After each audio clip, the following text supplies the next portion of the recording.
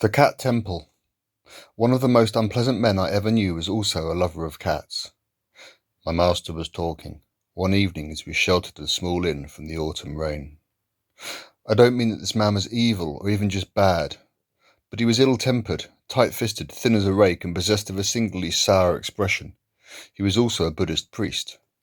His temple was small, old, and ramshackle. It needed many repairs to its roof, the surrounding cemetery, which the aging priest adamantly refused to pay for. His soul monk had fled from that grim place a few years before, after the priest had flown into a rage over some triviality and struck at him with a stick. With characteristic stubbornness, the priest still held a service each morning, but no one from the village nearby attended, and the priest had not conducted a wedding or funeral for months now. Deep down, he knew that everyone was just waiting for him to die. Then the old temple would most likely be torn down and a new gleaming one erected in its place.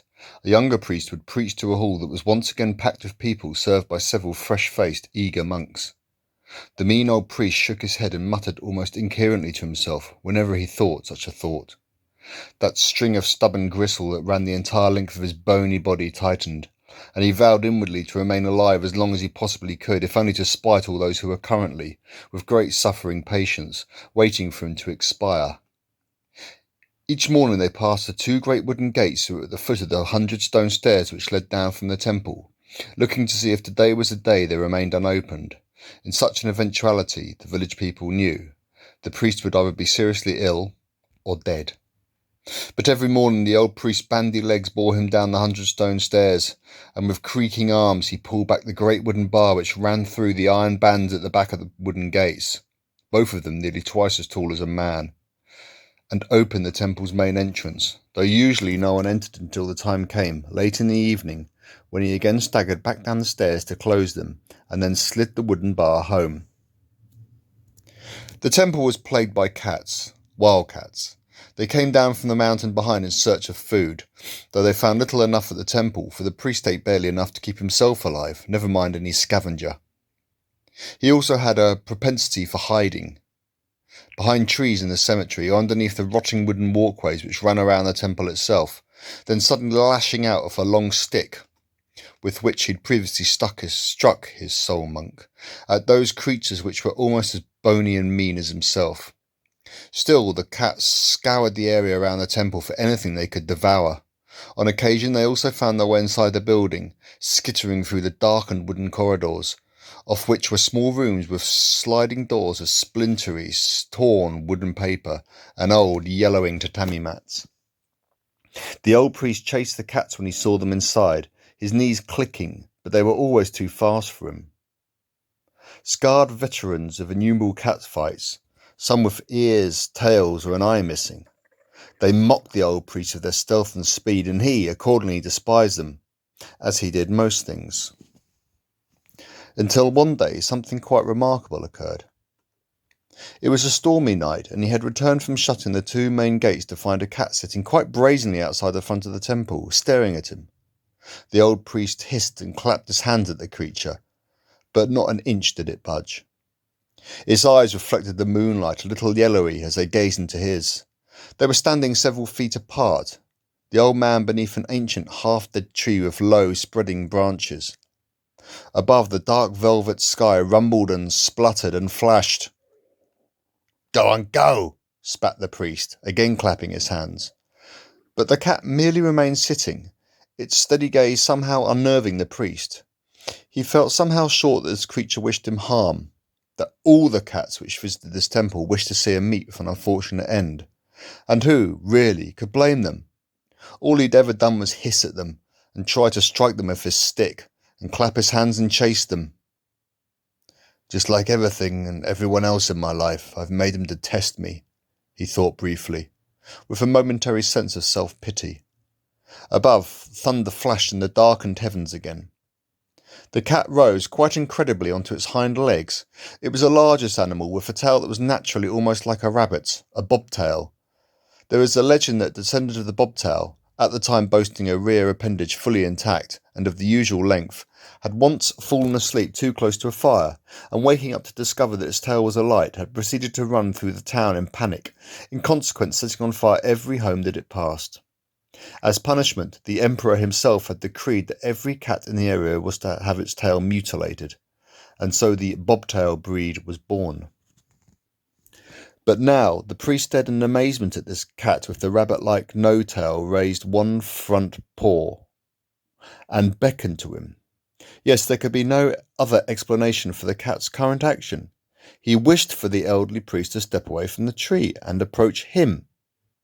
The priest gulped with nervousness. He did not have his stick, and looking at this large, healthy animal, with numerous other cats doubtless skulking nearby, he was suddenly struck with the idea that he might make for rather easy prey, and the wild cats were always so ravenous.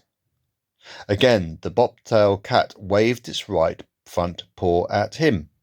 Again the sky rumbled, and there came another flash of lightning from somewhere not so far away. "You want me?" The old priest spoke aloud to the cat, surprising even himself with such rash bravery. "Okay, you can have me. Those people in the village down below will find the gates of this temple shut tomorrow morning when they come sneaking past. It's what they've always wanted anyway, and they'll come up here to find me as they've always wanted me, and that'll be that. So," he finished, his old, aching legs beginning to shake, "let's just see what happens now." And with this he stepped quite suddenly forwards. Out from under the old, half-dead tree, he approached the cat, which continued to wave its paw at him. It seemed with more urgency than before. The old priest increased his stride. A great crackle of lightning, a fierce boom, and the tree exploded in a flash of white and countless shards and splinters of dry timber. The old priest fell to the ground as the top of the tree crashed to the ground just behind him. Had he been stood where he had been standing just 2 or 3 moments before, he would surely have been killed, crushed to death. "You," breathed the priest, his breath coming heavy with shock, eyes wide as he stared at the cat. "You knew! You saved my life!" And it seemed to the priest that the cat smiled at him, gently, peacefully, as it sank back down onto 4 legs. "Thank you," gasped the priest after a few more moments. "Thank you." "You don't want any more ice? But there's still plenty here." It was several months after that night when the bobtailed cat had saved the priest's life, and once again the priest spoke fondly to the numerous felines assembled in front of him. As he did every morning, he had cooked up white rice to be served in small copper bowls in front of the Buddha statue in the temple hall. But Buddha's breakfast having been served, there was now another way to dispose of the cold rice later on. The 30, 40, sometimes even 50 cats devoured it, every last grain. So the priest had lately taken to boiling even more rice for Buddha each morning. He used long wooden chopsticks to put it into the dishes for the cats afterwards, several animals crowding around each bowl, and he stroked them as they ate. Afterwards the animals competed with one another to sit on his lap, but they did not spit, snarl or fight, for the old priest would not tolerate that, and so spoke to them severely when he judged their behaviour to be unseemly for a near deserted old Buddhist temple. The nameless but much loved cats returned to the mountain above the temple each evening, and the priest to his lonely old room, and so the man and his beloved pet slept apart, for this was also one of the priest's rules. In certain things he remained inflexible, and this the cats respected, but still they returned for the feeding of Buddha's breakfast the following day. Often they lined up along the rotten wooden walkway outside the hall to listen as the priest stood in solitude reciting the chants and prayers in front of Buddha's statue, some candles gleaming in the gloom either side. With each passing day, week and month, the old priest grew older. His knees ached and clacked more loudly, and he had great difficulty getting down the 100 stone steps to open and close the heavy wooden gates each morning and evening. And then, one cold dark evening in midwinter, with soft snow beginning to fall, he tripped climbing back up the slippery steps and fell backwards, and knew as he landed awkwardly that he had broken his leg. "Oh," he said softly. "Oh dear." The pain quickly became intense, and it was so cold. He was wearing only his old black priest's robe, and an icy wind blew into his ears. Snowflakes landed on his exposed face and hands and on top of his shaved head. He began to shake fiercely, his few remaining teeth chattering. "Help!" he tried to cry. "Please, help!" But his voice was no louder than the sighing wind, and he was concealed from sight behind the great wooden doors which he'd just closed. Someone passing by some time tomorrow morning would see that the doors were still shut, and finally they would be forced to open. How, given the great bar of wood that was stood across them. The priest had no idea. And they would discover the old man's dead, frozen body. I am sorry now that I didn't try to make more friends in my lifetime. Everyone must ultimately face death alone, of course, but still, there are at least certain degrees of solitude. A single tear slid from the elderly priest's right eye as he lay there stretched across several stone stairs, his hands, face and feet already benumbed by cold. The same bobtailed cat that had saved his life months before suddenly appeared in front of his face. It mewed pathetically and placed its nose against the old man's. Go, rasped the priest. Get inside the temple, where it's warmer. As though understanding the command, the cat set off up the stairs, quickly leaving the priest's range of vision.